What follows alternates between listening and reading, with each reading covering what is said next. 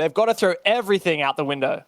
You know what? If the Japanese fans out there did vote it to a 50-50, domo arigatou gozaimasu, because that is beautiful. Konnichiwa, welcome guys. I am excited for today's matchup. And as someone who used to live in Japan a little bit growing up, I desperately have like just this yearning for Cyclops to do well in an international scene and obviously in their own regional scene. Speaking of, as we get into Cafe, it's a map they do pretty well in their own regional league, the Japanese league. They do pretty well on Cafe. They did manage in the playoffs actually to beat Guts on this map 7-3, so they should have a pretty good history on it. Whereas for Empire, don't have the best of history on it, but not a surprise to see that Montaigne go out. We know APAC loves the Montaigne. Yeah, and specifically Anitson, it's funny, you look at Cyclops, they almost always have banned against them either the Monty or the Ying, and they have incredibly high win rates overall with both of those. But, you know, there is a bit of a question mark there. Last time Cyclops played Cafe, it was against G2. The Monty was banned, Ying was left in, Anitson flopped. He found 2 kills the entire game, and he had an abysmal 0.24 rating. Very uncharacteristic of Cyclops to fail so much with that operator. I'm a bit surprised that was how things panned out. And it's funny, I'm going to say on this for another minute, because Pengu made a really interesting tweet. We were talking on Twitter about, you know, what is the right way to play the game or the most effective way to play the game. And he said, if you ask me who plays the game best, I'm going to say CAG. There are a lot of reasons why they aren't the best, but their flexibility and strong forced operators in Ying and Monty is something far too many teams don't abuse. Now that is interesting. You know what else is interesting?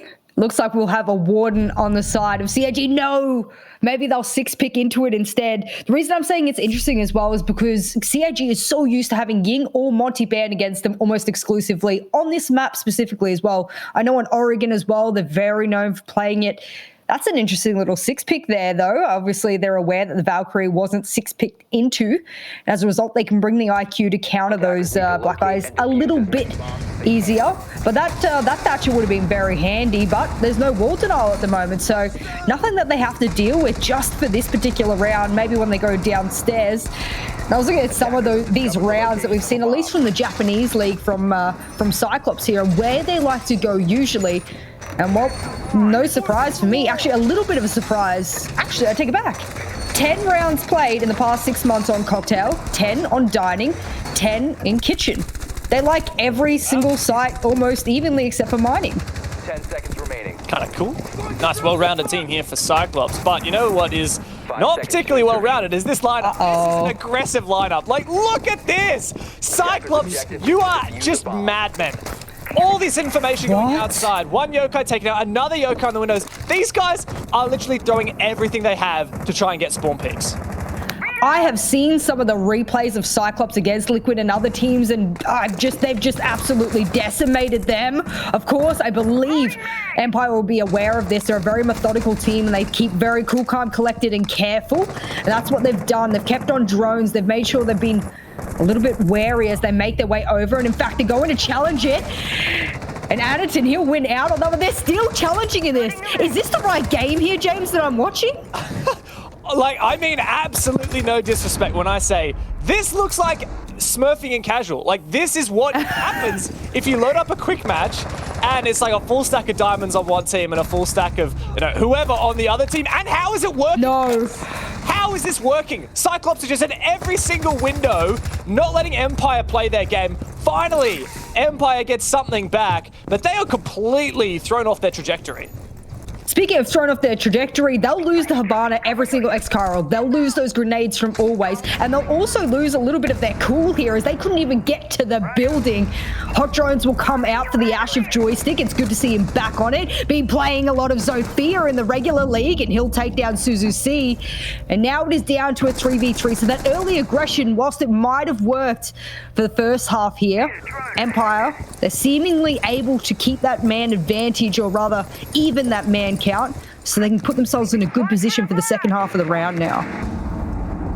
Yeah, all in all, you know, these kinds of strategies, they are amazing when they work, right? But they're also a big risk, and that's what has been happening right here. Like, Empire started to really tell into this aggression and punish. 3v3 though, let's be real, I feel like this kind of does favor the defense. You talked about the util that's gone from the attacking side.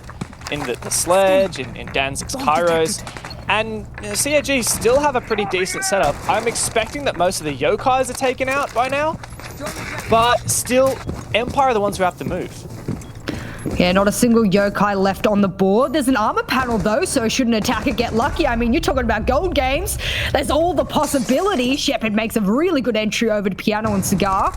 That's going to give him a little bit more safety should he want to push into there. And Joystick underneath is making that echo dance. He's going to have to be ever so careful. Aggression is CAG's middle name. And as he pushes on out, no one's on the skylight to collect him. So he's in a very good position. Aggression almost pays dividends yet again for Gator. And as he pops over the bar, he runs out of ammunition. And that was surely going to be a double. Aniton's there. And that has been an unbelievable opening round to this derby between CAG and Empire, who, let's remind everyone, James, CAG need to win at the very least 2 of their games today and hope the G2 lose all of theirs. There's a whole mathematical equation to it, but they're on a good stead so far. Yeah, welcome to Japan, guys. Welcome to Cyclops. Welcome. I hope you're having a good time. I hope you're wearing your seatbelts because this roller coaster is going up and down. And the Rainbow Six that we are watching right now is not your everyday run-of-the-mill kind of esports. This is something else. This is just fueled by God knows what, jet fuel at the moment for CAG. Whether it's a good thing or a bad thing that they're playing so aggressively, whether Empire can punish this, who knows, right? But just the fact that they have the guts to play like this at Six Invitational against Empire, this is unbelievable. I love the confidence from them. You know what Empire's decided to do? They've gone, stop running at every window. We're going to bring a lion. If I have to pop an EE1D in the first 10 seconds, I will. And I think that they absolutely will, just to get out of spawn this round. I can't imagine that the Empire players are tilted. Oftentimes it does just take 1 round, 2 rounds, maybe to suss out what the play style of your opponents is going to be. We clearly have ascertained that for Cyclops, it's complete run and gun with almost no thought process other than to get as close to the window as possible. And have a looking at those operators right there. They're going to bring in the Valkyrie yet again. We've also got the Alibi to give them a few pings should someone shoot into it. Maybe a bit of area denial as well.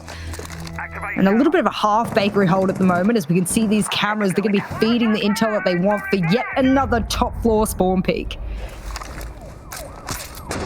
Cyclops doing what they do best, but the thing is here for Empire, sometimes when you're playing against this kind of crazy aggression and this risk-taking, all you got to do is just simplify everything you're doing. For Empire, focus on playing slow, just punish any aggression that Cyclops gives towards you, and you don't have to reinvent the wheel here for Empire. Just do some basic stuff. Is that C4? Oh my god. My god! That is such a default Valkyrie camera as well. Empire so distracted, so caught up in their own head that they didn't check for it. And Cyclops have taken down the Thatcher. That's brutal. Bottom floor, you definitely need a Thatcher. I think they've opened up half of the wall at least, and finally that EE1D will pop, but Aniton's the one that gets gifted as a result, and Joystick goes down. This is a bad story here, and it just keeps being told. Dan will finally get into some of the action as they do try and open up these walls, but you're right, they lost that Thatcher. I actually saw in one of the replays, Cyclops did that exact C4 toss from that exact window just games ago, and, well, it looks like they'll repeat it here. It's almost like they're doing the same thing, but it's so erratic that you can't prepare for it. And I think for Empire right now, they might have found their kryptonite a little bit. Sometimes it just does take a minute to get back on the horse for Empire, but every round Cyclops can get by doing this is a round on the board. It can't be denied. Cyclops can always change tack and play differently later. That's the thing with Cyclops. They are a really versatile team. They can do this stupid aggression sometimes when it works, and then they can stop. But it is a gamble every single time, and that's how Cyclops like to play. And here it hasn't paid off. Dan finally taking down Gatorado, one of those highlight players from Cyclops. That has equalized this man count back. As I say it, Anitson takes down always. Once again, the E1D goes out. Anitson can use his Vigil ability to get around that. Cyther has to get that diffuser back again. Dan finds one. 2v2. Suddenly things are looking pretty close. The C4 misses. This should be another one for Dan, but can't quite land the killing blow. As Aegator is still alive, but Dan has such a strong position.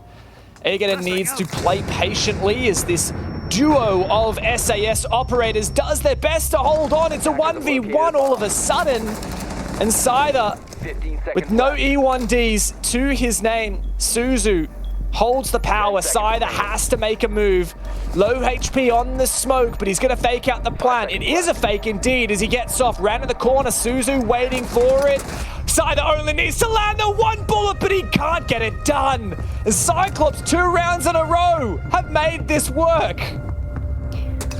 I hate to say it, James, and a lot of people are going to turn around and say, this looks like ranked, this looks like whatever you want to call it, unranked.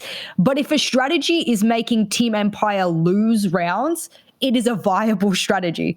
No matter how you toss the coin, no matter how you flip it to me, this is a strategy that is working because Empire is a cookie cutter type of team. They've gotten better over the years, but they are a cookie cutter type of team. They will follow their step by step to a T. Okay, what do? We're going to open the wall, toss the EMP, open the wall with the X-Kairos, then we drone, then we push and we take this area step by step by step. If you stop them at step 1, you have instantly ruined their round before it's even begun, and then they have to start freestyling. That's something Team Empire is not used to doing. Whereas Cyclops, oh baby, they flourish under the erratic plays. It's just so refreshing. That's what I love about this kind of Rainbow Six. And, you know, a lot of people would probably think I'm biased towards APAC teams, and while my heart does beat for those APAC teams, it could be any team in the league doing this right now. And I'd be amazed. Because it's exciting. It does. It's fresh. It's not something we see every day. It takes a lot of guts to do it because these are risks that Cyclops are taking. Like, it's not like they're just playing cheese. Like, it is on Empire to punish this. And because they are not, Cyclops is winning. And it's also a bit of a mental game. Like, the guys on the desk were chatting about how the two teams were talking in the in-game lobby, you know, a bit of smack talk, a bit of fun, you know, having a bit of a laugh. And that's what Cyclops love. They're here to have a good time. And when they're lively, it works. When they tend to play passive and try to play a little bit more traditional, it's not their special thing. It doesn't work as well. But when they embrace their identity, that's where we see them flourish. Well, I've seen someone at one of these piano windows every single round so far, and guess what? It has forced Empire to change their spawn. Each and every one of them have decided there is no point spawning to the west. Good adaptation, because what have they tried before? They tried to bring a line. Did that work? Nope. And now they will bring the IQ back again. It's a desperately needed addition because those black eyes have been really powerful. And guess what? The one time that they bring an IQ again, there is not going to be a Valkyrie. There will be Kapkan traps. There will be those discs, those mute jammers. Almost everything on the board for the defenders right now can be scanned by IQ. So it's not going to be useless by any means. But they're, of course, going to have to get this top floor control, which is heavily fortified. Multiple prismas everywhere, shields, long lines of sight. And we know that Cyclops love to challenge them. Certainly do. An Empire... Ooh. Joystick. Very aware of another player's presence. Is Empire tempted to rush bar here? Slow and steady, though. Good drone work. They've spotted out some util. Gatorade is pre-placed to C4. That's a really nice one if anyone walks up bar. It really is on Empire here to make a move. I will watch you guys. We haven't got rid of the pixel shield yet, and, well, Anderton, he'll keep tossing out those magnets as a result. Dan's had a really good opportunity to get a few kills, and Scyther gets an opportunity for his own. Suzu C attempts a jump out, and to be Scyther to collect, saves always life. And for me right now, the big problem is they're encircling the top floor, but when you get down to about 60 seconds, that can be a problem. You're missing out on an opportunity to be able to get all of that vertical control you need. They desperately want top floor because they know time is dwindling, and Dan will take out Anderton as I speak. The best position we've seen for Empire so far in a 5 versus 3. They have punished that aggression. Good position for Cyclops. That pre-placed C4 will now be disabled by that Nitro if it wasn't already destroyed. Aegator throws out another, I believe. As time is ticking away, still 35 seconds to go. And that's a critical pick right there for Joystick to take down Black Ray on the white stairs. The best player in SI at the moment against the worst player in SI in this 5 versus 2. The Kapkan track downs Joystick, but it is just Aegator left in a 1 versus 4. They could pick up Joystick. There is some time here. That C4 pre-place doesn't get anything. That's a great bullet hole peek. But this is so far from being a victory for CAG. Empire have everything they need, and Dan's cover is the nail in the coffin, and Empire find their first round. Good to see Dan having a really good game here. He had a bit of a struggle throughout the regular season this year, which is a bit of a shame. And we've seen a recent resurgence of Joystick. You guys, if you've missed out on previous Empire games throughout this week, just go check them out. He's been unstoppable for the most part. But here today, it seems like CAG, they see their strategy, and I'm going to repeat this again, it's not wrong. And it's definitely not usual, and it's not meta. But I do think, like I said, sometimes it can take you a couple of rounds to warm up to what the intention of your opponents are. And I do think Empire have worked that out. They changed their spawn. They've tried the Lion. They've tried a few things here. And now they're finally working out what works. Unfortunately for them, it cost them 2 rounds. And they can recollect that by, leaving this first half at a 4-2 on their attacking half. But if you're Cyclops right now, and you're looking over to how you usually do on Cafe as a whole, and you go, well, are we a defensive or are we attacking sided team usually on Cafe? Doesn't really bother them. They're slightly more a defender-sided team, but they do pretty well on the attack as well. So I'm not worried for them on either half.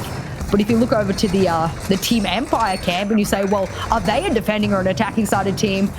If they do well on attack here, that bodes really well because they're very defensive-sided on Cafe. That's a good thing to note here. So Empire maybe not really having their sights on, say, a 3-3 half on their attack. Maybe satisfaction would be derived from a 2-4. And they're very close. That's all they got to do is 1 out of the next 3 rounds, and then, yeah, satisfied. So for Cyclops, I do think that even though we hyped up their early momentum and that really strong start with the aggression, they do have to keep it up. They can't just get away with kind of, quote-unquote, cheesing 2 first rounds and being satisfied. They really have to keep consistent here. And just to touch on again, like, I will die on this hill, but there is no correct way to play Rainbow Six Siege, right?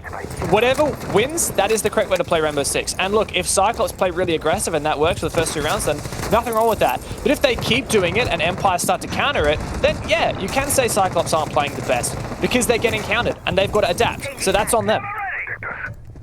Absolutely right. It looks like Gatorada got quite lit up in an early engagement, or maybe something went wrong with a teammate there. I missed that one, but either way, that is a very low HP, down to 20 HP actually for Gatorada, and well, that's your Echo. And I know they've played aggressive with every single operator, whether it's Smoke, whether it's a support player with crucial utility. They don't seem to mind risking that. It didn't pay dividends the previous round, but it could in this. And as I'm looking towards Empire now, they put a huge emphasis on the top floor last time. They were encircling it with repels left, right, and center. It definitely looks like they want to do that again, but maybe they'll take Piano this time a little bit more forcefully, get that pixel position. And for CAG now, you're right, it's their opportunity to counter this a little better. You can see that Cyclops have some confidence here going back to reading because they didn't have to. They could have gone back to Bar, which was a site that they won thanks to some really aggressive peaks. So I respect the fact that they're doubling down on reading and saying, look, we know what went wrong, we can do it better. And I would point to a couple of things. Cyclops had Suzu jump out the white window pretty early on last round. It was a bit unnecessary, and if they find the opening pick somehow, is that through the drone hole or was that up through the hatch? I have no damn idea. But all of a sudden, Cyclops has just found 2 kills. What a beautiful throw as well. Understanding on this map exactly what arc they need to throw their C4s from windows onto windows, etc. Always will be caught in that animation of repelling on up and will miss the head. And Black Ray, he's on about 5 HP. Anderton desperately wants to jump out the window. I think once he gets pushed, he's actually going to commit to it as well. And as that Go-Go shield pops next to him, he can't move from the EE1D and always is nearby. But Dan, he'll take out a very low HP Black Ray. And Anderton barely scrapes away with his life as he drops the hatch. And well, when we're down to 30 seconds, I tell you what, we're in a pretty good numbers advantage here for Cyclops, and that's not something we saw last round. And guess what? We got a yokai or 2 to work with still as well, so this could be really good here for Cyclops. Yeah, really grim here for Empire, considering there's 15 seconds left on the clock and ticking away by the minute. 10 seconds remaining. As that E1D does roar out. Shepard, no time really to make this work. Dan dropping out the hatch. That's a risk. He finds a kill, but it's going to have to be a lot more than that. The yokai dodging, dipping, and diving. Aniton can deny the plant, and Cyclops find their 3rd round on defense. That is the first defensive round that has looked like, quote unquote, a normal round of Siege.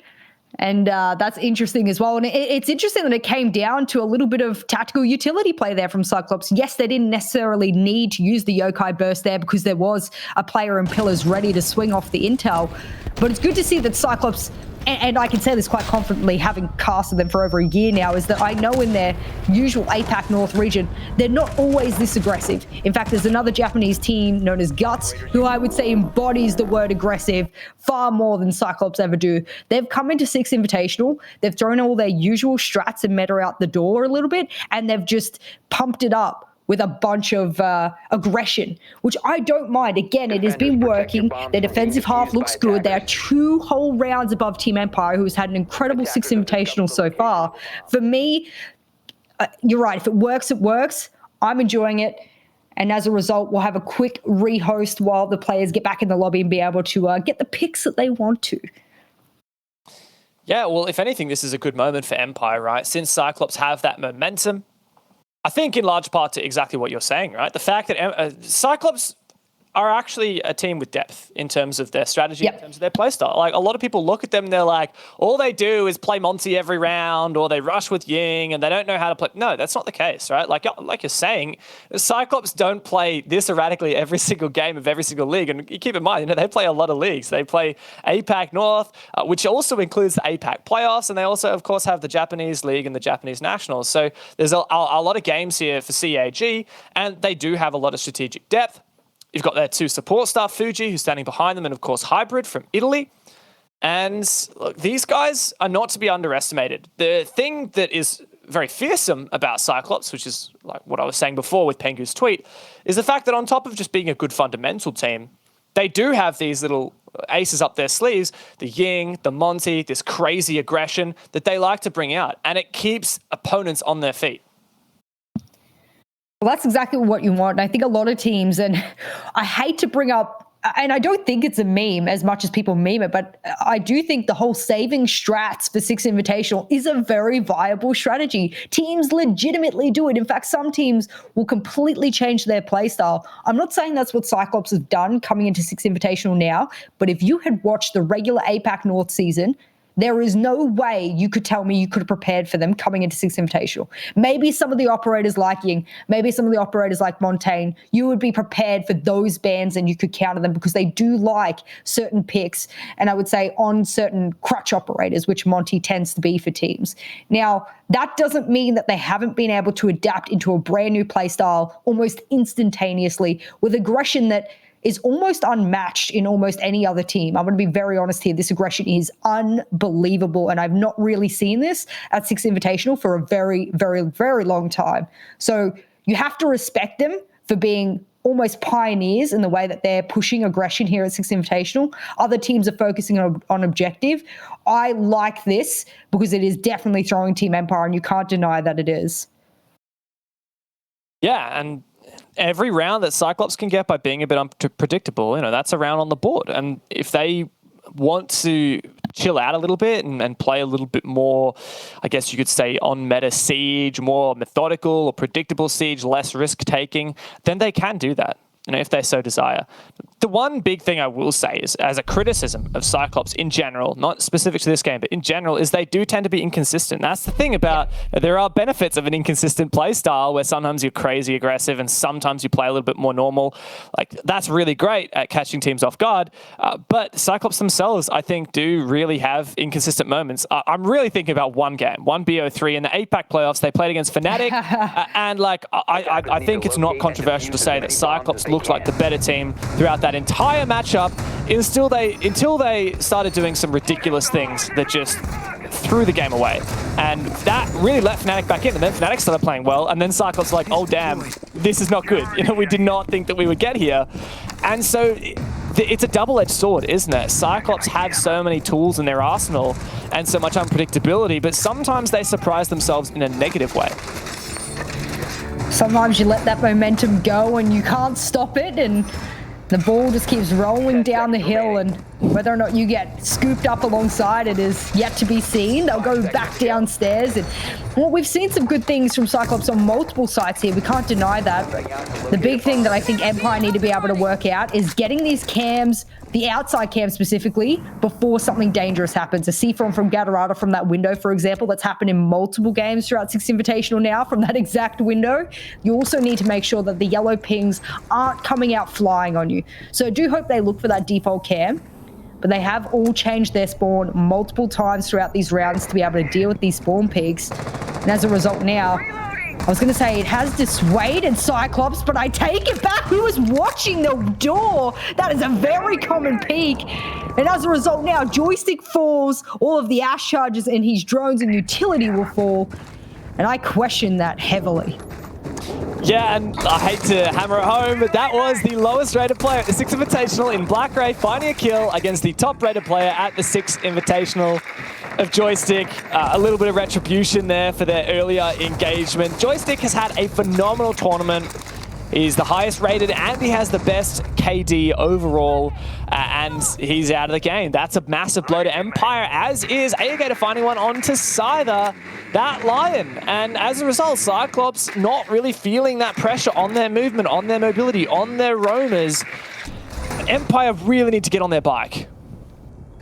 I was going to say that there's been very little trades from Empire, and Adderton wasn't really a trade. That was a one-on-one engagement from Dan, so we couldn't really have said that that was a trade. What I think is happening is that I'm seeing multiple Empire players falling, and it's very tough when that's a spawn peak, mind you, to trade that. But I do think the trades are where things have been struggling for them.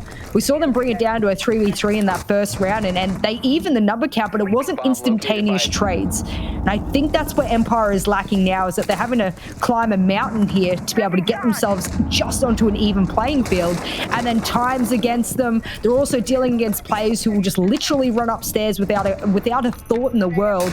There's so much that they need to worry about here. And speaking of, just a C4 flies up through the floor. Always doesn't seem to turn. It's not towards him, but oh my goodness, there is just so much going on in these rounds. Yeah, I just love that Always just kind of sat there like nothing's happening. That C4 just flies right past his face. You know, he probably could have caught it if he reached out. But no problem.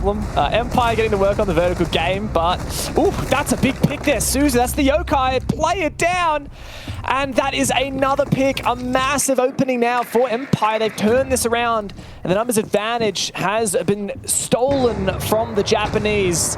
As we see this Russian squad start to form their execute, but Gatorada's retaken above. He's going to have a massive impact here as Shepard forces down that diffuser, but the flank is on like Donkey Kong. Gatorada can spot out Always, take him down, and now it's a two-pronged approach from the Japanese on this retake. Shepard and down to hold out, but Gatorada and Black Ray are encircling as the vultures start to come around. They bait together. Dan finds one. It's so hard now for Gatorada, and Empire manage the post plans and get themselves back into this game. That's an interesting post-plan position there from both of those players. They knew they were being encircled from above, so they couldn't play that freezer post-plan position. And then, of course, they had no idea would the player come from double doors, would they come over from prep. A lot of question marks there, but they played that quite well. And as a result, now they will get their second attacking round. And I've got to put it out there for the viewers again, because people wonder whether Empire is just a different beast on LAN, whether they've just prepared better going into Six Invitational, whatever it might be. I will say, especially on this map, Team Empire don't usually fare quite well on attack. So I do think the game will really start to kick off on attack. And some of the stuff I've seen Black Ray do on the Twitch, for example, on attack has been unbelievable. So I do think that's where things will just start to peak heavily once we get into the second half. For Empire, though, if we're looking at these stats, and I know people hate to lean on them, but it is a fact here with Empire. If they finish this half 3-3, that is really, really good for them, because it's very likely they'll do quite well on their defense. I feel like the expectation is set now. I guess the win condition is set here for Empire. If they can nail down one more attack, of course, we're going back to Bar Cocktail, which was the very first round that was played. If Empire can win this round, they're in a very strong position to take the map. and hence the series, and of course, putting themselves further up the standings. No team is currently locked in for top floor, which would seed them directly into the upper bracket of the playoffs, which means they would have 2 lives through that bracket. That is massive, by the way. Can't understate that. So Empire really going to be busting everything out for the seeding. And of course, Cyclops on the other side of that. By the end of today, they may well be booking plane flights back to Japan.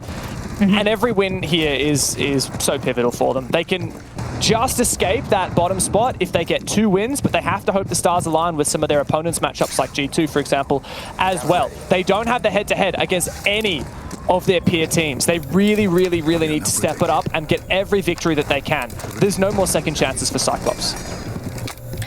Even though there's a whole other game, or rather a day worth of games, this is really it for Cyclops. A do or die today for them. And I know you said, you got to hope that the stars align for the other teams. You're absolutely correct. The biggest thing that I'm noting here is that Empire, they've seemingly all gotten out of the spawn unharmed. Can't even get it out of there. Tongue twister. There you go. But they've gotten out of spawn unharmed. And it seems like Cyclops have noticed that Team Empire have worked out a few of their little kinks, their quirks, and rather worked out exactly how they're going to answer. So they don't really want to be throwing too much out. If they can win the first half 2 rounds ahead, give themselves a couple of rounds of buffer, that's going to work really well for them, I think. But for Empire, like I said, finishing on 3-3 would be an absolute perfect half for them, I think. Especially because that would mean Empire getting that momentum back. Cyclops not going for quite an aggressive take as they did earlier on, but still this information denial has worked pretty well as Joystick has to shoot his own drone. He has no choice. It had been stolen by the Pest. The Joystick, if he can have an impact here, it'll be quite significant, of course. Keep in mind the scoreboard, as we see it on screen, is not complete because of that rehost. So Joystick actually does have kills this game. He's going to have to get a couple more for Empire to really show up. Well, that Gone was very helpful. Get rid of one of those evil eyes, which was feeding a heck of a lot of intel. Joystick's very aware that there was one player below and an E1D will pop just to freeze Addington in place for now. He desperately wants this flank to go off, and Joystick, he's going to have to push below to get him. CAG, they're playing one of their most passive rounds that they've played thus far in this game. Finally, Joystick will get what he's looking for. And as we get down to about 30 seconds in the round now, James, nothing really has occurred. I mean, we have a bit of plant denial here, 2 C4s, so there's so much here to play with CAG, but when Joystick switches on, oh lord, he doesn't miss. Well, except for when his Ash Charge is caught by a magnet, but 20 seconds left. There's no time for Empire to keep fluffing about. And if Black Ray is going to stand up like that, if Aegate is going to get a double C4, then there's no chance. Always can do anything. And Cyclops do manage a 4-2 split on their defense half and set them up selves very well, switching into the second. I did say they had 2 C4s left, James, but I didn't expect them to be able to net 3 whole kills from them. That is unbelievable. They were definitely in a disadvantage that round as Empire started encircling the players. That was really well played. We have to say this again. Empire are a great team, especially at Invitational. They've shown some amazing things so far, but the depth of Cyclops cannot be underestimated. This is something that we want the viewers to understand, that the Japanese team here has so much in their pockets to use, whether it's hyper-aggression, whether it's play denial, whether it's playing passive-aggressive into the late round, whether it's adaptations. It doesn't matter what it is. They've been doing it, and now we finally get to see the Ying. Unfortunately, however, no Warden on the side of Empire, even though it wasn't even 6 picked into. So they seem to be confident with their Wamais, their magnets, with their ADSs, that they'll be able to place it expertly enough that they'll be able to stop it. But unfortunately, we will pop to a very quick rehost, and you and I can theory craft exactly where those Ying Candelas might go. Yeah, it is the million-dollar question here for Cyclops. Will that Ying work out? You know, we've talked so much about Ying and Montaigne, the 2 aces up their sleeves that they like to bring out in dire circumstances, or even just everyday run-of-the-mill stuff here for CAG. And it's always banned against them, one or the other. Yep. And yeah, the fact that it was the Monty band here when Addington has had all right, but not exceptional performances on the Monty is interesting to me. I feel like Empire just looked at that G2 game and they thought, look, when Cyclops had access to the Ying and not the Monsi against G2, it really didn't matter. And Cyclops really fell apart. Anderton was a bottom-rated player, only found 2 kills all game, mainly the Ying, and it was pretty much a lost cause for the Japanese. I think Empire kind of banking on that happening again. One of the differences to me, I mean, there's a lot of differences between this game and that game, but just one of them is the fact that Cyclops has just built up momentum on their defensive half, right? They're going into their attacks now and they have confidence. They've just come away with a 4-2, the first 2 rounds of which were just ridiculous aggressive spawn peeking. I think that Cyclops are starting to have faith in themselves. And I think that's actually going to carry them really well into the second half. Well, you want to hope so, because I was looking through some of their Ying statistics, because you and I were talking about the Monty, we're talking about the Ying. They won't have an opportunity to play the Monty. But when they do play the Ying, and specifically on Cafe, I'm going to reference this one here, they win only 40 to 43% of the time. So it's not a huge win rate when they take Ying as part of their composition. So it hasn't been hugely successful for them. In fact, you're going to laugh at me here. They're actually got a 100% win rate when they take Finker, which has been a few rounds here and there. Yeah, well, this is the thing about stats, right? Like, you can have I think I have my highest KD in Rainbow Six on Finker, and she's like my least played operator. So that's the thing, right? You know, when you have a much smaller sample size, you really can't rely as much on the stats. Oh. Yeah, this is Cyclops for you guys. We got the Thermite 6 picking onto a Glaz. We have a Ying. We have a Twitch. This is fantastic. This is beautiful. This is disgusting. And I really want to know whether it works. Look, the Twitch to me is like the least surprising, because Black Ray is just a monster on the F2. So that is the least surprising to me. And of course, then the Ying, very characteristic of Cyclops. The Glaz, however, I don't really have a lot of stats on it. I mean, if I pull out all of the maps, we zoom out from Cafe and we go, does Cyclops really ever play a Glaz? Is this something they like to play? And I'm opening up all my attacking operators and I look over and actually, you know what? Yeah, they have played it a little bit in the past since January. They played it in about 10 of their rounds. So it's not an unknown factor to them in any way, shape or form. And in fact, out of those 10 rounds, half of them, the Glaz took opening engagements. So aggressive Suzuki Glaz incoming? I think so. Yeah, well, another thing I think is fantastic here is like the Twitch, I keep forgetting these days, but she has smokes again. So we got 2 smokes on Twitch, 2 smokes on Glaz. Oh my God. Ying. Like, You're so right. If they wanted, they could have even brought smokes on Gatorada on the Yana. Like, Cyclops really are setting themselves up for a very cheeky, very unusual execute. Way back to 2018 is where we're going at the moment. I really hope this works. Whatever they're doing, I really hope it works. Now, I've seen a few Skylights pop, drop, smokes, get the Glaz shooting through it. I think it is a little bit too much for the Glaz to have to look through, and then C4s can come flying through. There's only one, of course, but you never know what's waiting.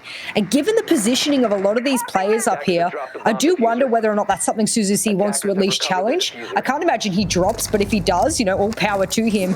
And for the moment, it looks like they do want to cook some of the ADSs that were Mize, get some of them out. Okay, James, I guess it's happening, but in a weird way.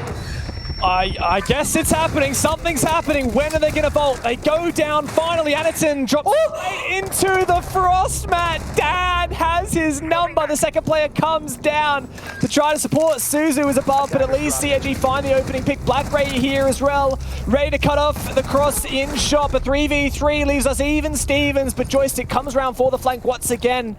And CAG had a nice little strategy, but Dan's frost mat put a stop, a brick wall right in front of him. There's still a chance here, though, for Cyclops, and so much time to work with. But we're going to need to see this entry that you were hoping for from Suzu, as it is just him and Gatorada left remaining against 3 players from Cyclops. An interesting attempt to try and cook all of those magnets, all of those ADSs. I'm not sure what they thought would happen, of course. They would be there. But they were able to counter it quite well, and going to use that Gemini to disable that Surya gate. A quick peek first to confirm the Joystick is challenging onto that angle, and a few shoulder peeks later, Joystick, he almost gets what he's looking for, but Gatorada, he knows exactly what Joystick's playing at now, and This is where I think that these even Steven moments become ever so critical. Either Empire can hold true, get those crossfires happening, puts Cyclops in a position to have to drone out, which they don't necessarily have enough intel to work with. When you're down to 20 seconds, you start to make some crazy plays. Oh, we're going to need to see that here as Suzu starts to peek on it. How? How does he shoot the banana like that? All on, always. He's got to clutch up, finds the first one. Such a small magazine. Gatorada. Cyclops are up 5-2 against Team Empire. If you had told me that would be the scoreline in the second half, I would not have believed you.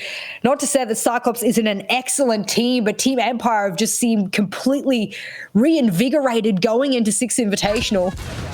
And just that incredible aggression in the first half. Then to come into the second half and try and carry that over, but into a different flavor. You're giving so many different tastes here to Empire is that they need to cleanse their palate at some point, and they don't have an opportunity to do so. Yeah, I'm still getting over this. This is... we have been absolutely blessed for the Invitational with unbelievable games, with ridiculous strategies. Like, it's not even just, you know, the crazy Cyclops that's doing these cool new innovative strategies. We saw FaZe the other day doing some really awesome executes on the top floor. Oh, yeah. Smokes and Capitao and all that kind of stuff.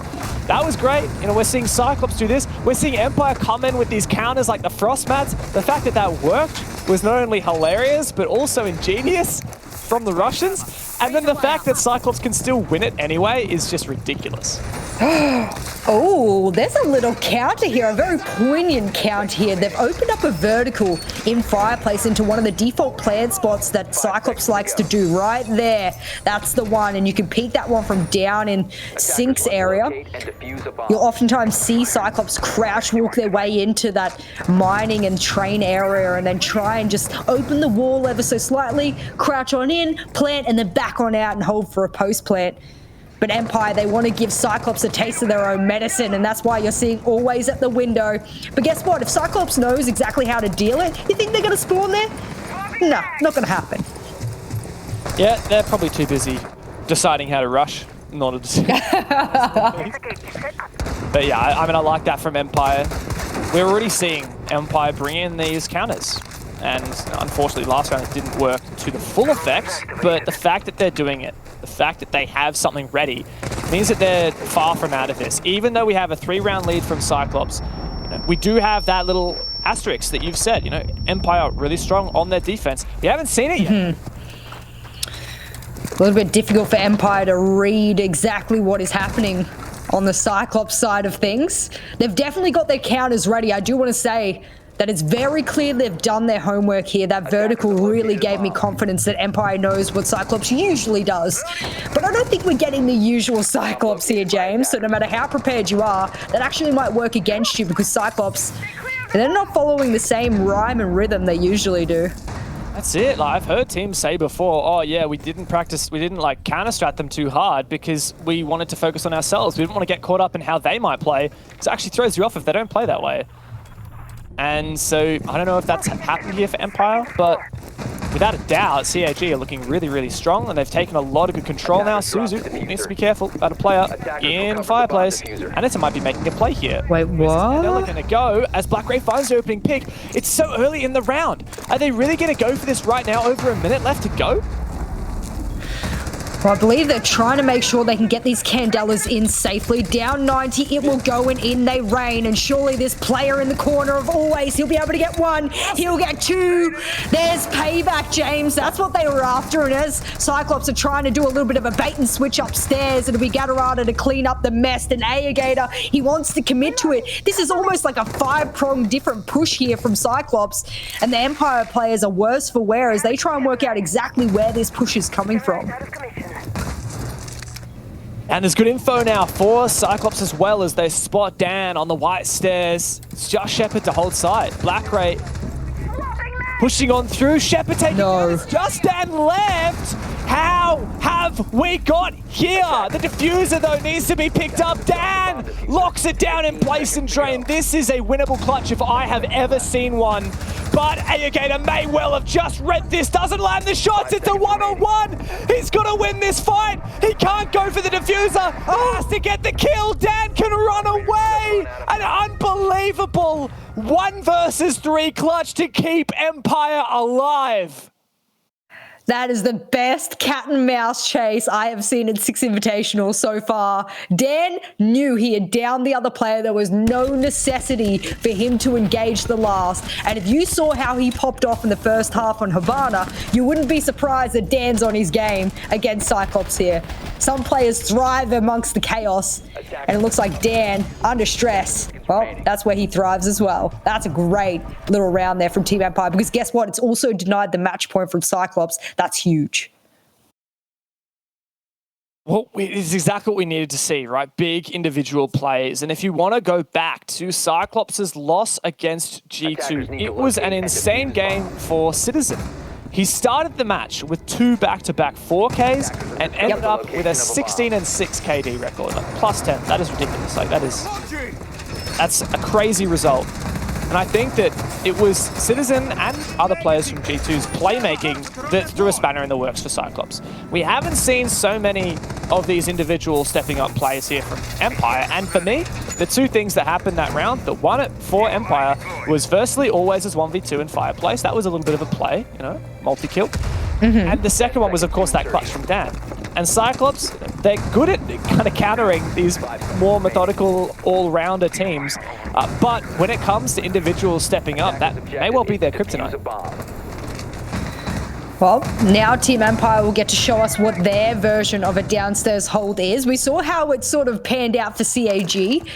A mixture of both aggression and then passiveness from their support players here and there. A half-wall reinforcement will conserve that secondary reinforcement for elsewhere and won't give the ideal line of sight here for Black Ray that he's looking for. And I like the setup from Empire here. I do think opening up a long line of sight when you know you're going up against a Glaz can be a bit tricky, but if you can hit your shots first, that can always be helpful, of course. I just wonder whether or not they're keeping those 2 reinforcements in pocket for late round to be able to reinforce off those holes, or what that one is about. Oh, and of course, the Candela gets cooked, always. Doesn't actually get flashed somehow. Expects a push, but curious from Cyclops. They don't push on the back of it, but Sai, the nice swing onto Gatorada, a big pick, and one of the highlight players from CAG taken out early. Aegator to take that position, but Sai is ready for more. Well, do you fight fire with fire? Scyther seems to think that the answer is yes. It's worked out so far. Gatorada goes down. He's been a big hitter for Cyclops in this second half. Joystick will take out Aegator as well. And we see those Candelas come out through the smoke. Some shots will pop. And it doesn't matter how many smokes you've got to work with here. Suzu C seems to be missing all of them, smoke or not. And when you're down to Black Ray and just the sniper rifle, which will paint a nice yellow outline, but not be the most promising entry weapon, means that a rotate will be called. And you can see Black Ray now. That's why they're trying to work out exactly what they're going to do. Where are they going to go? And he does have frags, you're right. That's kind of weird. Glass frags, I guess. And Suzy, yeah, like you're saying, this is pretty tough position for Cyclops to crawl back from. 2 versus 5, and it looks like this might be another Empire win. The most dominant round we've seen from them so far. Black Ray and Suzu need to step into some big shoes here. The Gon 6 comes through, clears out the barbed wire, still a goo mine there. Black Ray starts to push down, sees the player, but always has been on point. And the goo mine cues Dan for the peak. A flawless round for Team Empire. They have started this comeback and are only 1 round behind. Multiple rounds now they've been able to deny this match point for Cyclops, and I hate to reference it here for the APAC fans, but it reminds me of what you were talking about before when they went up against Fnatic and they played a little silly. You know, they took their lead and they went, it's all ours, started to get, a little bit too relaxed on it, and then they let things slip a little too far. I'm not saying that's what's happening here with Empire. We're definitely on to Empire's better half or stronger half. They tend to be a good defensive team, especially on Cafe. But I do think that Cyclops are being a little bit too chaotic. Then they're putting players upstairs whilst they're trying to get people's attention on site, whilst they're trying to get the glass through the smokes. There's so many moving parts to their attack that the moment one thing goes wrong, it is very, very obvious. You lose one aspect of that push and all of a sudden the rest of it starts to crumble. So I think that's something that CYCLOPS is struggling with here, is putting all of these different elements together, those candelas, those smokes, the players that want to push aggressively onto the upstairs or the vertical players. That is a tricky thing to put together. And okay, whilst when it works perfectly, the outcome is sublime, that is not always the case. Yeah, well, they'll take a tactical timeout to discuss. And hopefully for CYCLOPS, they can get back on that horse because they started with such strong momentum. The fact that they found their opening attack round was quite a surprise here. They do have a little bit of leeway though, Jess, because realistically, they only have to win 3 attack rounds. They only have to go 50-50 because that was better than what Empire could do, who only won 2. Does put them in a decent position. The Glaz actually foregone for the first time for CYCLOPS in favor of the Lion. I do wonder what the strategy is here. Like, what is the idea? The thing is that CYCLOPS just had their tactical timeout knowing that Empire were likely going to go back to Bar Cocktail because Reading and Kitchen were both locked. So I guess most of that conversation was about refining their strat for taking this site. Whatever the conversation was, it just didn't include a hard breach in any way, shape or form. When has it? So, I mean, you're right, but I always think about the top floor. When you reinforce off those piano walls, it restricts the attackers exponentially. You have a Twitch to work with, and that drone is about to say good night, sayonara. Joystick will take that first one out. And the big thing for me is that if you want to get piano control and you don't have that wall open, you're forced to then push through the double doors. If there's a shield and pixel, you're in all worlds of trouble. So I'll be interested to see how they work on that. Again, a lot of reliance on the Xing, which we knew already had a very low win rate for them to begin with, and it hasn't been paying dividends for them. I feel like they've got to go for this. Like they're going to go for this rush. There's no doubt about it. Right? I feel like every single time CYCLOPS goes to this site, especially because, like you said, they're not bringing any hard breach, they're likely going to go for a skylight drop. Now, they might send a player up red stairs or send a player through the killer's door or something. They tend to always have someone lurking. They don't all 5-man commit, which is good, but I am starting to really get some faith in Team Empire here. They look like they've started to dial in on what CYCLOPS keep wanting to do. And it seems like Empire is setting themselves up to be prepared for that. Now, I'm going to say something here that's going to possibly twist your mind left and right, Jens, but it's almost like CYCLOPS have become predictably unpredictable. Yeah. And I know how that sounds, but what I mean when I say that is that Team Empire, you're right, they've dialed on into the fact that they're going to keep trying these random, unpredictable plays, and all Team Empire need to do is hold the angles onto those areas of big worry, this skylight being one of them. We've seen a Frost mat collect players before. There's not going to be another one here as there's no Frost in play, but all they have to do is hold it. A little bit of intel as they run into the barbed wire. No one could open the piano wall, so someone can play there. So far, for me, it just seems like CYCLOPS is trying to gauge what Empire are doing, and now they're playing the Empire game. Yeah, well, Empire is certainly playing with CYCLOPS' hope and dreams. As always, has once again found an opening. He's been pivotal, and here comes a pseudo-execute from CYCLOPS. Anderson makes his way through, and Agator finds the first pick. That makes this even, but always not Flash, and he's looking to find another one. He does. Man advantage back in favor of Empire, but traded out again, I guess. This is just non-stop. Traded out again, I guess. But Joystick finally breaks the curse, finds that double. Suzu looking for a trade, gets it. 1v2 now is winnable. 30 seconds. A difficult position, though, especially considering the utility that Empire still have in terms of those 2 gas babes left. Thankfully, Suzu has a drone to get himself in. 19 seconds, though. Going to be tough to go for a plant. He's likely being forced to go for kills here, and he doesn't have much time. Empire in such a good position to even this scoreline. Suzu's going to have a very big round to clutch this. Pre-firing every angle. Shepard shuts him down. Empire have made this comeback work 3 rounds in a row, and we are at 5-5 break point. Now, I believe I went to the, no pun intended, the space station and back. Am I back in your ears here, James? You are. I didn't. I mean, I heard you. I heard you a bit robot-y, but I didn't. Know if you actually disconnected. No. I am here, and unfortunately, I'm here to say something that the Cyclops and the Japanese fans aren't going to like. Get rid of the yin. You suck with it. I am so sorry to have to say it so bluntly, but I have waited round after round after round for that yin to do something. And that something has been nothing. And at this point, you've got to say that all of that buffer room that you gave yourself in the first half is now being wasted because you tried so desperately to make an operator work that just was not going to work from the start. Difficult position to be in for CAG, isn't it? Because they do love this Ying, they love the Monty. They can't switch onto the Monty because it was banned out. They were left with just that Ying as their little ace up their sleeve, but it's certainly looking a bit more like a 10 or a jack than an ace. I feel like it's had some good moments, but definitely feels like it's not making the difference at all.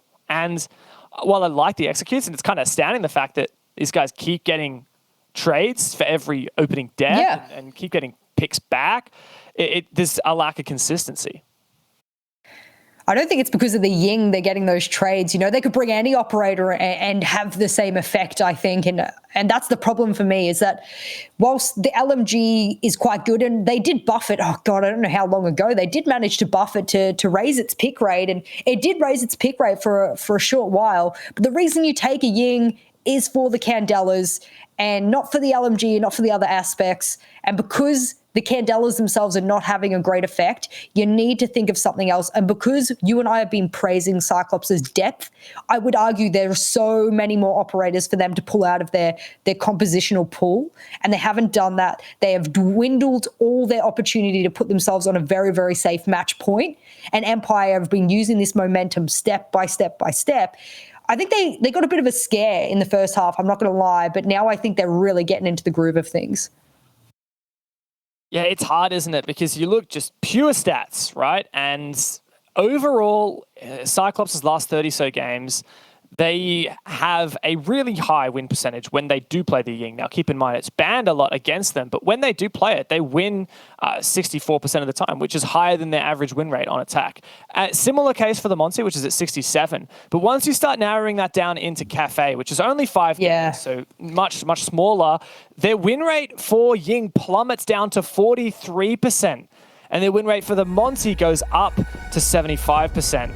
So I am looking at this and thinking, yeah, I've got to agree with you. The Ying, it's a cool trick when it works, but I think one of the tough pills that Cyclops are hard to swallow and are failing to swallow is the fact that they just cannot admit when they need to move on. Yes, we're going to need another rehearse here. We accidentally got the score wrong, but that's fine, guys. Who's our observer right now? Is it Medics? Don't throw I'm throwing him under the bus because you know what he did to us before the game, and I hate to put this live on stream, but he did one of those DN moments, and he got me good. And for people in chat who knows what that is, you got him back though with another one. I did. I won't say on stream. But maybe you can tell everyone on Twitter later. Everyone at Jessgoat, if you want to know what she said to roast Medics back. It was a good one. You guys will like it. Of course. To clarify, the score is currently 5 apiece. We went up 5-2 for Cyclops after their first attack round, and now Empire have just found 3 in a row. Hard to stop the Russian machine when the oil is a pumping through it. And that's what it seems like for Empire right now. That's not to say, however, that Empire is playing out of their minds. Cyclops is absolutely losing this. They had the buffer room to work with. They were many rounds ahead of Empire. So it's not for us to turn around here and say that Empire are just squashing Cyclops. I do think there comes a time when you have to be honest as a caster, as an analyst, and as a talent, and turn around and say this team is losing the game for themselves. I truly don't think Empire is doing anything spectacular here. I do think Cyclops is doing good on the trading. And if you look at their statistics of having, in their regular league of entry kills or KD or cost, there's quite a few players on the side of Cyclops that do very well. They've come into an international scene. They've tried to spice things up. On defense, I think it worked, but their attacking side, it didn't really hit the same kind of stride. Yeah, it's hard to say really, because in my view, every round of Rainbow Six, it's one team that loses and one team that wins, and sometimes you can weight it more so that one team played worse and that was why the round was lost for them, or one team played better. But at the end of the day, both teams' performance played an impact. It's not like it was just up to one team that decided the round result, right?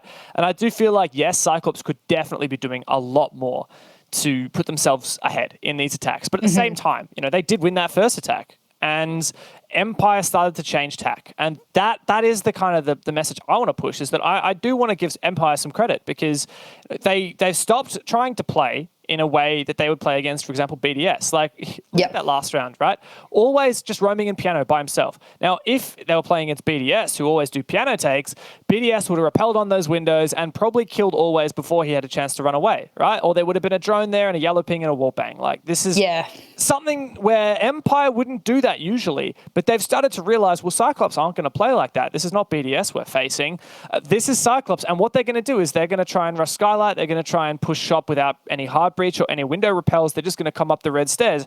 And so these positional decisions from Empire are actually putting themselves in a really good position for countering the way that Cyclops is playing. And obviously now that puts us in a position where it's on Cyclops to have an answer to that. Well, I felt like it's been a back and forth of who has the answer for what. Does Empire have the answer for the aggression of Cyclops? And you're right, now it's reverted to, does Cyclops have the answer to their own pitfalls on attack, and Empire's seemingly late found adaptability to what they were throwing at them. Late found, I'm going to put it in sort of apostrophes there and quote unquote, just because I think they have really responded well. That's why you're seeing the scoreline at a 5-5 currently. And now they will attempt a reading site. I don't see anything out of the ordinary with this. The only thing that I do want to see is these Surya Gate placements. I've been really interested throughout the Six Invitational to see how teams are using it. Are they using it as an area denial? Are they using it as an indicator? There's a really good opportunity to use it alongside an ADS or alongside magnets, for example. I do think that how this is being used on the top floor is definitely going to be an indicator type of thing. We can hear them pushing red because we hear the Surya Gate deactivated, and hey, whether it's perceived aggression that we're getting here or it's actual aggression, I like it. Yeah, there's no doubt we're seeing some new things from Empire, which is nice, but I also want to touch on what we were talking about just a moment ago, which is we need to see Cyclops have a reply. They can't keep banging their head against the wall doing the same thing. Look at their operator lineup. Every single player is playing a different operator to what they played last round. We no longer have the Yana, the Lion, the Glaz, like even the Zephyr's gone, right? This is Anitton on the Buck. No more Ying for him. This is Suzu finally bringing some hard breach. Plus we have the Thatcher to help support that. Gatorada, quite a good Dokkaebi player. Always has been, always will be. Black Ray back on the Ash. He's played it a couple times, but switching between that and the Twitch. I like this from Cyclops. It's a telegraph that they have used their tactical timeout to prepare something new. They have an opportunity now to show us that depth that you and I were talking about before, and that they aren't just a random aggressive team when they're regular league, where they do quite well and they do sit in the top 4 quite easily. They do have an opportunity to play what we would consider to be the usual meta. No! Gatorada, he misses out on such a prime opportunity there, and as that player slips on away, I believe it was Always, that could have been the opening kill they were looking for. And I think APAC teams, and Super was the one to bring it up about Cloud9, there's a lot of teams in APAC that are really good at getting opening kill and then struggle to hold that momentum mid and late into the round. So for Cyclops, that could have been a really good early pick for them. Yeah, Scyther's holding on to Cocktail though, as Cyclops are taking West across. Much more typical. This is something that we see from most teams globally. This is what you would call a meta push. I like the use of the Selmas and the EMPs to try and counter some of these positions here at Tubs, at the top of White Stairs. On the back of that, it looks like most of the Empire players are retreating. Joystick still loitering on the white stairs, but that's really it. 55 seconds left, now 50 seconds left. Time is ticking away. And CYCLOPS have good map control, but so many X factors here for Empire. This might be an early engagement, though. Oh, that's a really good rotate cut. Gatorada has figured out that this player has rotated down white. But playing the patient waiting game here for Scyther is that drone should surely give him an indication that he has been droned out, so he doesn't need to move just yet. He could play the late game, flank on up. But Gatorada says, I'm out of time. I need to deal with this, and the swing is misread from Gatorada. And all we have now is about 15 seconds and a hope and a dream from CAG. What can they do with that dream? Can they make it a reality? Suzu goes in for the plant. Gumine pre-placed and the cabinet pre-destroyed makes this an easy denial for Empire. But a 3v3, all of a sudden Dan comes up for the flank, and now it's just Anitson left. No Ying, no chance, no hope, and no way. Dan does not finish him off. Empire have just found 4 rounds in a row and taken us 2 match points.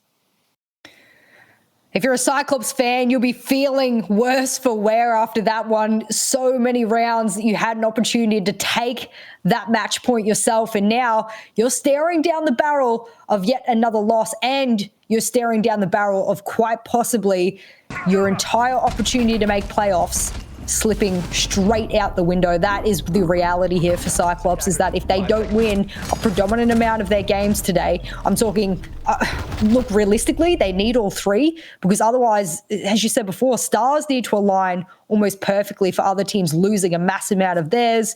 I do expect this many days on, there won't be teams that are losing all of their games in one day. Although we are speaking about the G2, so sometimes you never know. They've had a few bad days, unfortunately, uncharacteristic of them. But I do think that this is just too much to rely on. You should never get into a point of relying on other teams. All you can do is hope that you can put up your best result, and that's why you get to stay. But it's not seeming likely here from CYCLOPS. Yeah, I think that if they win this game, not only does it get them one step closer to being safe from elimination, but it gives them confidence to go in. And CYCLOPS, you know, they're our team that play so well off their confidence. But this comeback from Empire has been astronomical. And CYCLOPS is really falling to pieces at the moment. They need to get themselves into this game. Not impossible, like you're saying, for them to still make it out of groups if they lose this. But it's a heck of a lot harder. And here, like, our expectation was Empire should take CYCLOPS down pretty cleanly. And we were clearly surprised when CYCLOPS went up 4-2 on their attack or defense half. But they have to have some substance here on their attack. This is a really good opportunity now for Empire to stake their claim as one of the best teams in their group. Doesn't look like they're going to be stunting any of that aggression that we saw in the early round. They did try a couple of early spawn picks, but they never committed to anything too aggressive. Nothing like we'd seen from CYCLOPS in the first half. The big thing for me is that Empire needs to play a little bit on the, a little bit less loosey-goosey, as I would put it in. Bit of an, I hope that's an Australian term. I'm not just making that one dead up there, but It is. it is. Thank you very much. It's a bit of an Australian term. And I would rather them play for the trades, because every time they get even a half-decent numbers advantage, even when they're in a numbers disadvantage, the likes of Dan, they can clutch up. I mean, without question. They just need to keep themselves in good stead here as we're getting down to the 1 minute 45 mark, and no floors have been opened up just yet. You say that like they're about to happen. Anitson just biding his time before he starts getting these breaches to work. CYCLOPS having a bit of a discussion about exactly how they're going to take this. Now, they didn't bring the Thatcher. But if they want to go for a bakery take, things will be difficult, but it looks like they're shaping up for an execute onto Freezer. Empire have a lot of tools to counter this. Not only have we seen big impact plays from a lot of these players, but also you got your Evil Eyes from Maestro. You've still got a C4 on side. Even some impacts from Dan, which can come in handy in a pinch. We're getting down to the possibly the last 60 seconds of this match here between the Russian machines and the very aggressive Japanese team of CYCLOPS. They want VIP, and they're going to have to commit a lot of players to do so. That was a bad bounce of that grenade, and there are 2 ADSs around Dan, but he'll get away with most of his life, and they're going to have to encircle him very quickly because Shepard is right nearby. This is the kind of support you need. This is the crossfires you need. And as Addington grabs 1, he'll grab 2. That is massive! CYCLOPS put themselves in the 5 versus 3, but can they handle Empire in the last 30 seconds and send us to overtime? Anderton uses Skeleton Key to open up a way into the bomb site to unlock that for him. Always exposes his position, but finds a kill before he is forced back away. Joystick taken down, CYCLOPS still hanging on, but always 1 HP. Pro now, and he's taken out as well. It's all Scyther all day, and now the 4 versus 1 surely cannot be thrown by CYCLOPS. That diffuser is planted. C4 is too late, and he can find one down, but the refrag is exactly what CYCLOPS need. We have overtime. I've got goosebumps all over right now, James, because I can't believe it. The moment that CYCLOPS show us their depth, the moment that they don't just seem like this random composition of operators that are just trying anything and everything, the moment they show us that they really have the capacity to be this quite aggressive and explosive team, but they can also be a strategic team that goes through the steps and gets the verticals and clears and goes for the plant. They can do it all. And this is why I truly believe that a team that has this amount of depth with a little bit of refinement can be an absolutely unstoppable team. Empire was that way years ago, and I think CYCLOPS is like the APAC version of that. CYCLOPS are like an unbelievably sharp blade. All they need is a handle. That's the only thing they're missing. They have all the ingredients. They just need a recipe. And you look at around like that, where Anderton is not playing Monty, you know, where he has a shield and a pistol, not much of fighting ability, and he's not playing Ying and trying to kind of work off of those Candelas, where he's just playing pure and simple Siege. Rifle in his hand. He finds the opening 2K that opens up the round for CAG and sets them up so well. Even though things got a bit close there at the end, CYCLOPS still left themselves plenty of time for the execute. They started that execute onto Dining and VIP with 50 seconds to go, which meant there was plenty of time to then convert that to sight. And look, Jess, I feel like they have a bit of momentum now. While they didn't have it straight away after their attack timeout, I think that they're starting to feel more comfortable on their attacks now, which is why I actually think it's not so bad that they start attack here in overtime. Well, they can bring that momentum alongside with them, and Team Empire, they're going to have to be questioning what went wrong that last round. That may play into their mentality into this round. You have 2, maximum 3 rounds to work out who is going to walk away the victors here. I think APAC has surprised a lot of different teams, or rather a lot of different regions around the world with their possibilities and what they can show, what they can do.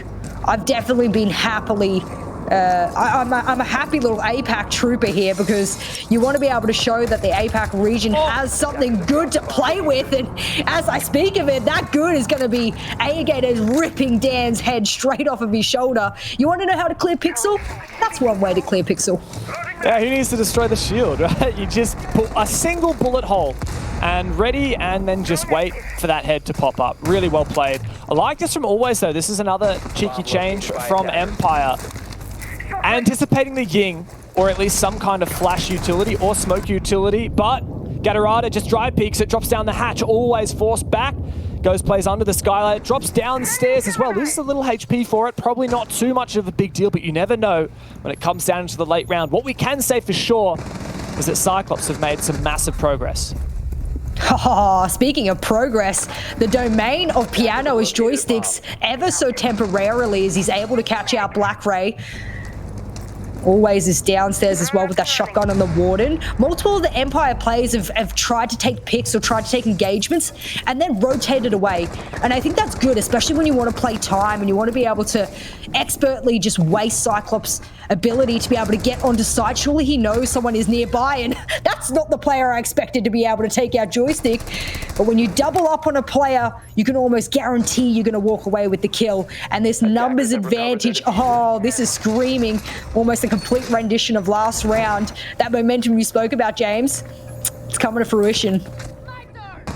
CYCLOPS have played this so well since they lost that opening death. They don't have very many drones left, just 4 on the board, and that was the case even before they killed that Roma. They just played off each other to make it work, but 30 seconds, You need to see them spring into action. Shepard still has the power position at Pixel.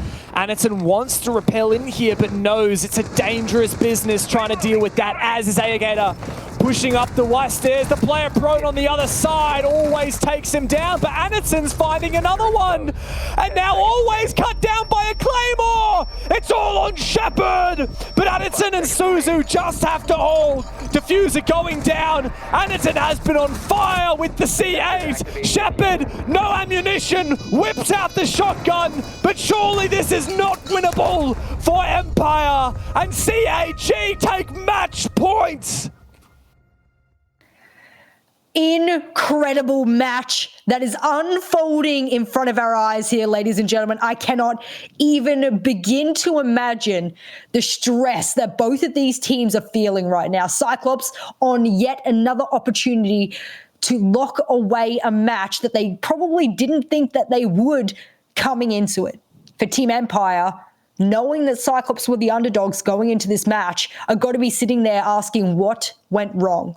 Well, no matter how well prepared I seemingly thought they were on their defensive half for Cyclops, that hold on to Fireplace was a key one for me. They'd actually opened up default plant spots as a vertical hole, and I thought to myself, they've done their homework. But it doesn't matter how prepared you are, it's who shows up on the day. And right now, it's looking like Cyclops are the ones that are going to rip that point out of the hands of Team Empire. And defuse bomb. They're so close. I just can't believe this, Jess. Every time I think I have a handle on what the SI is going to look like, I'm surprised because, like, honestly, I didn't have high hopes for APAC coming into this tournament, and I'm the guy that will shill APAC forever, right? Like, I was thinking, okay, you know, Cyclops, Cloud9, and Giants. You know, Giants had a terrible stage one. Cyclops hasn't improved much since last year, been a bit stagnant, and Cloud9 lost the stage championship to Elevate. It was Elevate Knights, who I thought might be some of the most promising teams here if they had made it. But of course they didn't, because this is last year's qualification, this year's SI. And I mean, I'm so happy to be wrong here, at least for now. Even if Cyclops lose this, that's a massive achievement from them. And even like Empire, right? I thought that as soon as day one was over, the fact that they beat all of my favorites to be in the grand final, you know, BDS Liquid, I thought that Empire was going to be the team to take it. I thought that they were back. But it shows that no one is immortal here at the Six Invitational. Ooh, I thought that was going to be a little bit of a speed run there, but not to be. And the big thing that I'm looking for there is the shotgun, the supernova in the hands of Suzu C. I'm wondering what he hopes to achieve with it. Is it just to be able to do some site manipulation there, some soft breach? He has other players who have shotguns, so that surely can't be the reason he has taken the supernova now. Or does he expect someone to rush onto him? Does he want to challenge the verticals with it? I do want to see what the purpose of that supernova is, because the bearing can be quite hard to control at long ranges. Not to say that out of all the players, Suzu Z can't do it, but it's an interesting weaponry choice on your very possibly last match point, or rather, you might get another opportunity if Team Empire win this, but this could be, should you win it, your ticket to a closer possibility to even staying in Paris. Good info though, that's nice. You don't always see that interaction between the pulse and the IQ. Dan used all 6 pellets on that hatch. Guess he didn't have time to press B and only use 4. Used to their own, mate. Joystick's taking top floor control. Wow, Cyclops has just gone for a massive roam and then fallen back to site, which is, you know, pretty on meta for non-APAC teams, for non-Cyclops. But this is pretty unusual, I would say, for Cyclops. This is a team that doesn't like to go down without a fight, and they're not usually satisfied just forfeiting map control. I think maybe they want to use that supernova alongside Gatorada to maybe shotgun some unsuspecting players underneath, but as the roof starts getting blown open, Black Ray says hello always and good night, and he will fall. He didn't manage to open up too many floors before he did challenge one of them. And if you look over, there is a few more breaching charges that Empire can use, but when you have a pulse below, you need to be careful. Shepard is going to be the direct counter here, and they know exactly where he's playing. But these C4s aren't hitting their targets, and when you're getting down to the last 40 seconds, you've still got 5 players alive. That's surely going to be cut short very shortly as Dan peppers some warning bullets towards the player behind the bomb chassis. He's in such a dire position. This has to be a multi-kill for Empire. This has to be a big impact as Dan finds the first. Joystick finds one. Maybe this is doable. The Yokai is spotted as this diffuser likely to go down. The diffuser is starting to get planted, but Suzu finds one. Joystick still hot on his tail. Now it has to be Suzu as that diffuser is planted. The 1 versus 3 retake is going to be a massive task, but I don't think it's going to happen. Empire have locked it in, and they have taken us all the way to the 15th round of overtime. A little bit too much out of character there for Cyclops. You called it rightfully so about mid to late way through that round. You said, hang on, they started locking themselves into site. They had, rotated back down to site. They had reinforced off Freezer. They gave it all up. And unfortunately, after this many rounds and this much showing of the prowess of Cyclops, that seemed the most out of character for them this entire series. And now as we stare down the barrel of what is the very last round, no team can walk away with participation points here. It's not the regular league. You either lock it away, you get your point, or you leave and you get nothing. And that's just literally all you can do here. For Cyclops, though, they're on attack. You and I have spoken about how good their attacks have looked since they've gone to a more normal composition here, and I'm enjoying it.